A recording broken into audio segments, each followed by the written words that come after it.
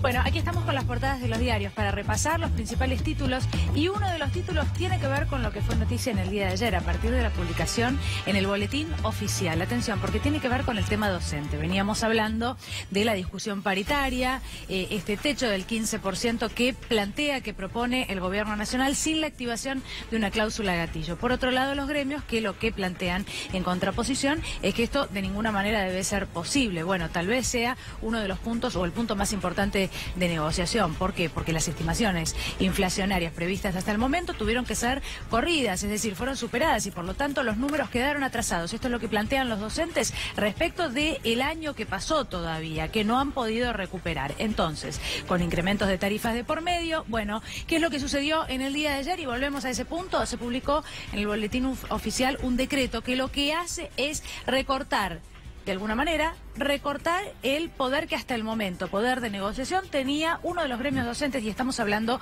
de CETERA al momento de sentarse a la mesa de negociación paritaria, y ahora les voy a contar por qué, pero así titula Clarín: un decreto del gobierno le quita poder a CETERA y anula la paritaria nacional. Recuerdan que el año pasado fue uno de los puntos principales de discusión, Juli, y también lo consulto con vos. Bueno, ¿qué era lo que se planteaba? Que directamente el gobierno nacional quería pasar a la discusión provincia por provincia, ¿sí? Y no como se hace y como debía hacerse, y así lo estipula la Ley de Financiamiento Educativo durante todos los años que pasaron. Primero se discutía la paritaria a nivel nacional y luego, una vez establecido ese piso que los docentes dicen es importantísimo porque a partir de ahí viene el segundo aumento que arregla cada una de las provincias, bueno, desde el gobierno nacional intentaba pasarse por alto. De hecho, ahora, ¿qué es lo que plantea este decreto? Bueno, eso, en un primer lugar yo hablaba del poder de CETERA, que hasta el momento tenía 5 lugares en cada mesa de negociación al momento de ir a discutir la paritaria. Y por otro lado, bueno, plantea también este decreto que el piso para negociar debe ser a nivel nacional un 20% por sobre lo que es el salario mínimo vital y móvil. Claro, Dani, eso está dentro de la Ley de Financiamiento Educativo y lo que hace es le quita el argumento central a los gremios para discutir la paritaria a nivel nacional. ¿Cuál era este argumento? Vos lo adelantabas recién. Era la discusión para ponerle un piso a lo que era el ajuste salarial para los docentes, y a partir de ese piso que se discutía a nivel nacional, cada una de las provincias con sus referentes sindicales discutía lo que era justamente los puntos porcentuales por encima de esa marca. Bueno, lo que va a hacer ahora el gobierno, lo que hizo en este caso con el decreto, es establecer el 20% sobre el salario mínimo vital y móvil. Podremos discutir si es un salario que de alguna manera representa un parámetro válido, sobre todo para los docentes, teniendo en cuenta que muchos gobiernos lo que dicen es que quieren privilegiar la educación. Eso por un lado. Por otro lado, también lo que hay que plantear acá es qué tipo de decisión se tomó, porque hay que recordar que CETERA tiene muchísimos más afiliados que otros gremios docentes y sin embargo a partir de ahora el voto de CETERA dentro de lo que es esta mesa de negociación va a ser equivalente al resto de los gremios que tienen muchos menos afiliados, ¿no? Bueno, hablábamos de lo que costó el año pasado finalmente llegar al arreglo paritario, ¿no? Y cómo era que se desarrollaba esa discusión. Estamos en comunicación telefónica ahora con el titular de SUTEBA, Roberto Baradel, justamente para hablar y para saber cuál es su opinión respecto de esto, ¿no? Baradel, buen día. Aquí Julián Guarino y Daniela Ballester, los saludamos. ¿Qué tal? Buenos días, un gusto. No, el gusto es nuestro. A ver, ¿cuál fue su primera impresión al momento de conocer este decreto que fue publicado en el día de ayer? Bueno, ratificar lo que pienso, que no es lo que pienso, lo que hace este gobierno, ¿no? Que no dice todo lo contrario a lo que hace.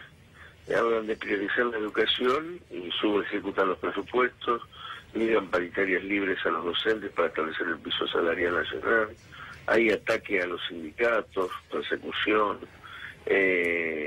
destrato, deslegitimación. Y entonces creo que lo que se ha dado ayer creo que es gravísimo porque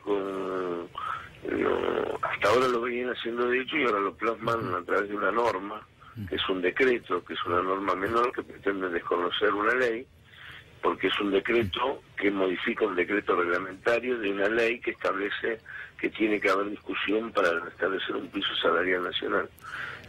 Lo que en la práctica lo que están haciendo es negando, no en la práctica y en la norma, están negando la paritaria a los docentes de todo el país, o sea, establecer un piso salarial nacional que era un ordenador muy importante para las discusiones en las provincias, pero además dejan libradas a las provincias a su suerte. a los docentes de las provincias, a los picos de las provincias y a las provincias. ¿Por qué? Porque además la ley de financiamiento educativo establecía un fondo de compensación salarial. Cuando se establecía el piso salarial nacional y había provincias que no podían pagar ese piso, inmediatamente la nación asistía a esas provincias. Como no va a haber discusión salarial nacional, la nación se ahorra ese dinero. Es parte de la ley de financiamiento educativo. Lo que están haciendo es un ajuste, otro ajuste sobre ajuste y perjudicando a los trabajadores. Baradel, a ver, si yo no lo interpreto mal, usted lo que está planteando es que con este decreto empieza a ampliarse lo que puede llegar a ser la brecha entre los salarios que cobran docentes, por ejemplo, de provincias más ricas como Buenos Aires, como Córdoba, como Mendoza, y docentes de provincias que no tienen tantos ingresos. ¿Esto es así?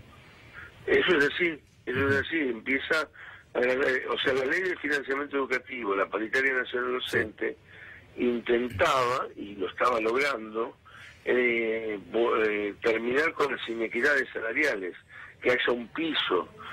Yo me acuerdo en la década del 90, provincias que estaban 4 o 5 meses sin clase, claro, porque no tenían para pagar los sueldos, o las diferencias salariales eran abismales. La ley de financiamiento educativo vino a subsanar esa cuestión. Y además, el ministro de Educación no lee, sabe que este gobierno tiene un desconocimiento terrible de la normativa de las leyes, o sea, no tiene apego a las leyes, porque si leyera el ministro la Ley Nacional de Educación, se estaría advirtiendo que la Ley Nacional de Educación habla de un sistema educativo nacional, donde la nación es responsable del sostenimiento del sistema educativo. Y es mentira que no paga salarios, porque un trayecto del salario de los docentes de todo el país, que es el incentivo docente, lo paga la nación, que es parte también de la ley de financiamiento educativo. Y que tampoco vamos a tener la posibilidad de discutir el incremento de ese fondo de incentivo docente, porque el ministro por decreto lo congeló para este año, con el mismo monto del año pasado. O sea que ya otro ajuste desde el lado del tema del incentivo docente, porque la inflación fue del 25 y el ministro congela el monto de incentivo docente a los valores del año pasado. Baradel, ¿y ustedes desde SUTEBA qué contactos han tenido con CETERA, bueno, con los otros gremios? ¿Qué es lo que piensan, bueno, hacer? Yo soy secretario conjunto de CETERA. Lo que hemos hecho es, bueno, expresarnos rechazando esto en forma contundente. Sonia Leso y Hugo Yaqui, en su carácter de presidente de la Internacional de la Educación de América Latina, o sea, presidente de los sindicatos de toda América, no de América Latina, de toda América Latina, van a hacer una denuncia en Bruselas ante la Internacional de la Educación, y que esto, la Internacional de la Educación, que participa de diferentes foros internacionales como la UNESCO, ONU, OCDE, haga la denuncia correspondiente.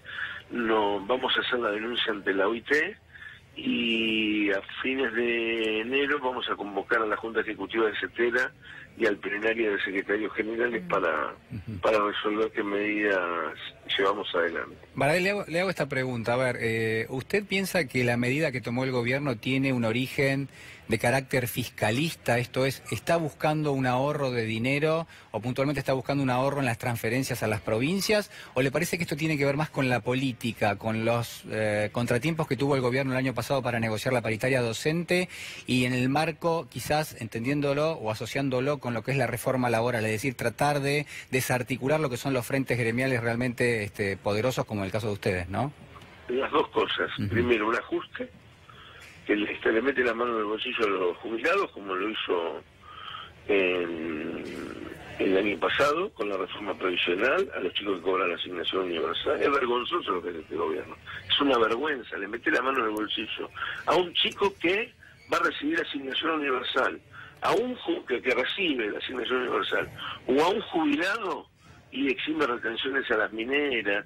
Hay un festival de bonos con miles y millones de dólares que se van del país, elimina los impuestos a los bienes suntuarios y produce el ajuste hacia los trabajadores. En este caso lo mismo, es parte de ese ajuste. Primero ajuste fiscal, Y por el otro lado, no tengo la menor duda que esto es parte del tema de la reforma laboral.